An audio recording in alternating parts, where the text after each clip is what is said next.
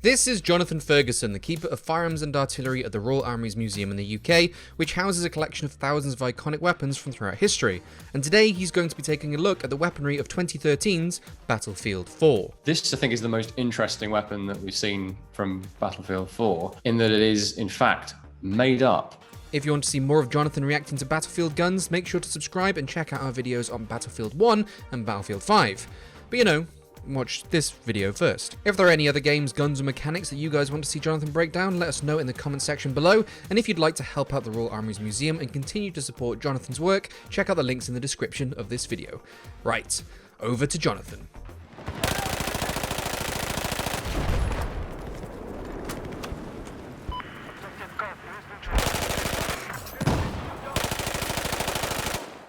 Right, we've got the F2000, the FN F2000, and it's a really quite interesting design. I have one here. Here it is. I've seen it described as the tactical tuna, as in tuna fish, because it is an odd shape, or you might say an odd fish in British English. So pretty much as it appears in the game. Something I noticed pretty much right away was how the upper receiver seems to be quite shiny, almost looks like it's metal in the game. In real life, at least, it is all glass reinforced polymer, which makes it really quite lightweight for what it is. It's got quite a long 20-inch barrel in a short package, which of course is the whole bullpup idea. I did have to check, but the magazine, the reload animation in the game is correct. You press in and pull out, and then all you have to do is insert the magazine. We see that the character give it a slap as well, which depending which armed force you may or may not have been part of, may or may not have gotten you a slap.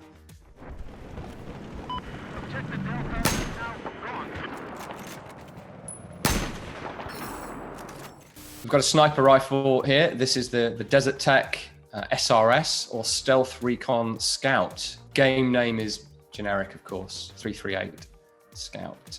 It does come in 338 Lapua Magnum, among other calibers, and it is a bolt-action bullpup sniper rifle depicted pretty faithfully in BF4. This is more of a general issue with the Battlefield games, and it may just be my perception, but all the ones I've ever played seem to have really pronounced bullet drop. Although they're quite very large open maps, I think something super powerful like a 338 Lapua has a relatively flat trajectory out to some distance, whereas we seem to get a fair bit of drop.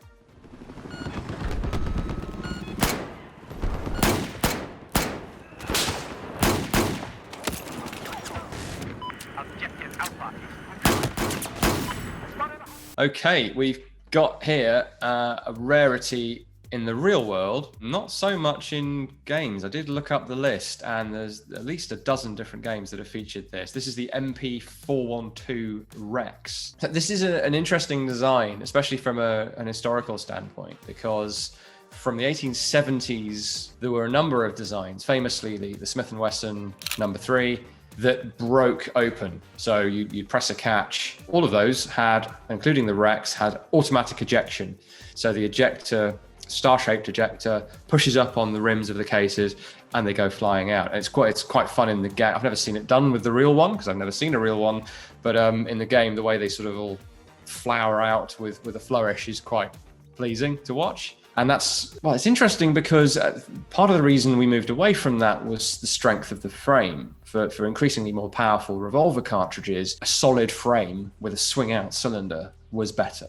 With modern materials, you can in fact design a break-open revolver that is strong enough to handle, in this case, 357 Magnum revolver cartridges. So it's a real sort of sci-fi looking design, but was never produced. None exist in the UK. I don't think any made it to the States. Maybe there's a sample here or there, but I've never seen one if so.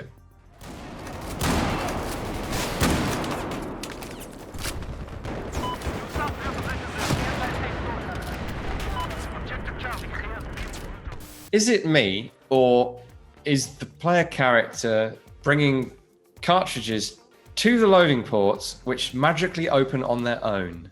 Is it me, or is that what's happening? I don't think it's me. I think they're opening on their own. There are various things wrong with that. By the way, this is the UTS-15. which is a real thing, as I'm sure people who've played the game already know. It does work pretty much as depicted. So seven rounds in each side in tubes, and that's what we see getting loaded. It's a bit confusing as to what's actually going on. In the real gun, you have to stoke up the 2 pipes with 7 rounds, and then you put the last one onto the conveyor, and then you close the pump grip and load the final shot. Now that's a safety thing more than anything. So what we may be seeing here that I'm just not quite catching is that the first round, the 15th round, gets loaded first. So it's depicted pretty well, but the reload is slightly irksome.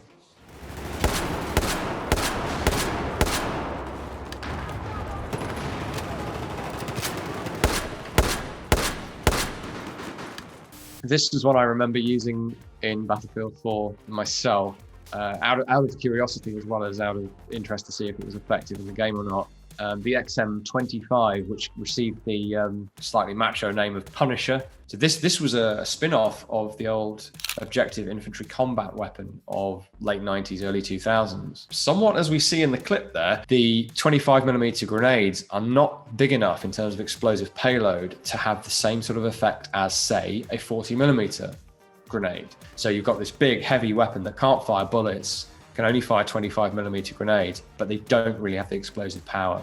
But the really interesting thing about it is something that was implemented in the game, which is the fusing, the sensor fusing system, which is the big bulky sight thing on the top. And in the game, you aim the distance you want to hit, beyond which you want to hit, and then you aim up and shoot, and the grenade airbursts, I think, 3 in-game meters beyond that, which from the promotional material put out by the makers of this, does seem to be somewhat how it would have actually worked in real life.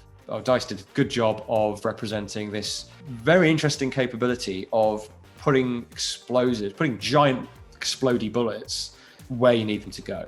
But are they powerful enough? So an interesting moment in time, sort of 2013, when this thing was actually a viable prospect, and it's not anymore.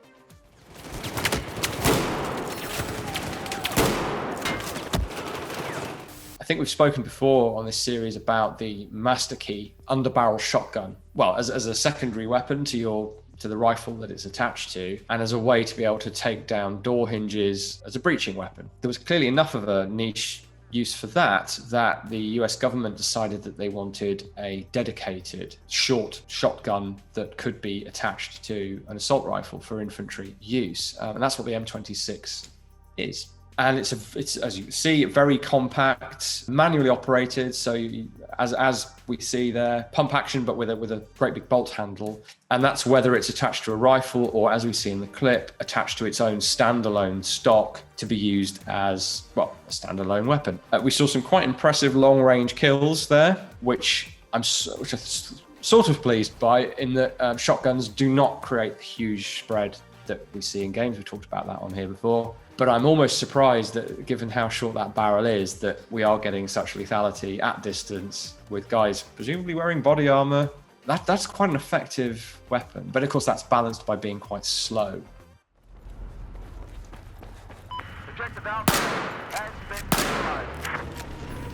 I can't help feeling this is a bit of copycat from Modern Warfare with its 1887 lever-action shotgun that seemed completely incongruous with the setting. Because this is, it's called the Mayor's Leg. The Mayor's Leg was invented for a 1950s TV series with Steve McQueen in it, I think. That was a Winchester 1892 cut down, and then it kind of became a sort of meme in a way, and was in lots of other series and movies. So it's a pistol, it's a lever action rifle cut down to act as a pistol, hence it's in the handgun category in the game, hence it's in 44 Magnum, which is a pistol caliber. This is, I think, based on a Marlin lever action design, and a modernized one with Picatinny rails all over it, and a really weird looking lever loop, which I don't think is based on anything from the real world. And it, as far as I can tell, it's really not very good either.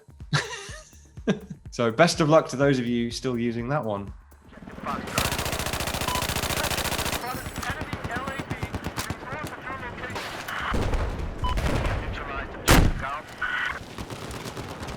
Oh, that's a good clip, because we've got, as well as the dreaded mare's leg, we've also got two weapons to talk about, both of which have an Israeli origin. The Tavor X95, or Micro Tavor MTAR 21. And to jump to the other weapon, the shoulder mounted rocket launcher, that was originally the B300, which was developed by IWI when they were IMI, Israeli Military Industries. And the reason it looks so short is, you've probably gathered from the reload animation, that the back end is actually the rocket munition in a housing.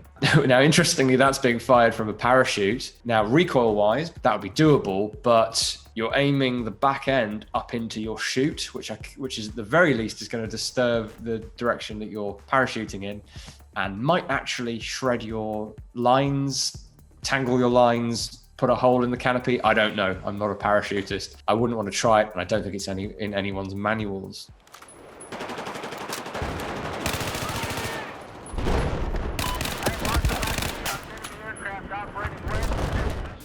So back to the Tavor. So this is a bit of a snapshot in time, because this early version of the X95 wasn't really in use for very long before it got upgraded to the new version, and everyone else is using the standard Tavor. So Battlefield captures that and then projects it forward to 2020, by which time there aren't going to be many people using this specific variant. This is the sort of weapon you would want if you require to be able to shoot bullets out to sort of 300 meters, but your main job is to carry a big, well, what we call light weapons, but they're not that light, like the small.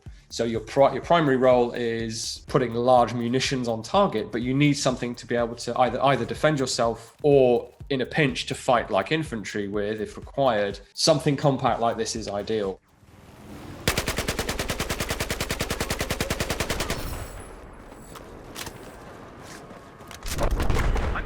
All right, we'll pause. Being a game whose conceit is the US versus China, obviously we need some Chinese weapons in the game. So this is obviously what this is. The QBB 95 or Type 95 light machine gun. Unfortunately, we don't have any of the modern generation Chinese weapons in the Royal Armouries collection, which means I don't have any experience to offer to make any real insights. But it's from the available material, it's a pretty close approximation. The only thing that's definitely wrong is that it's got a Picatinny rail on the carrying handle, which I'm as sure as I can be, has not been done, not to that generation of Chinese weapons anyway. I believe with their latest generation, as most countries in the world are, they are looking at integrating that standard, because it's become, from being an American standard, it's become a NATO standard. So it has to be in the game, really, for what it is. And is it an accurate representation? Ask someone from China.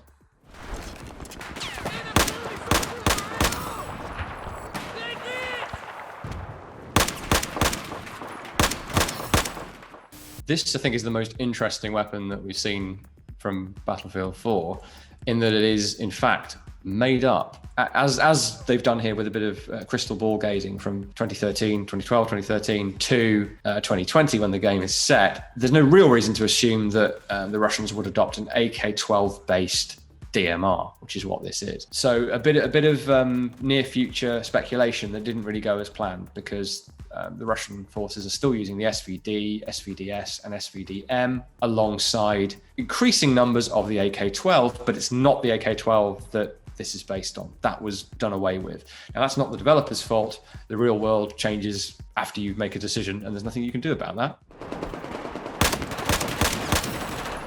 If you check the description, you'll find links to 2 different ways in which you can support the Royal Armouries and everything that we do, including the work that we do here with GameSpot. Hope to see you again next time.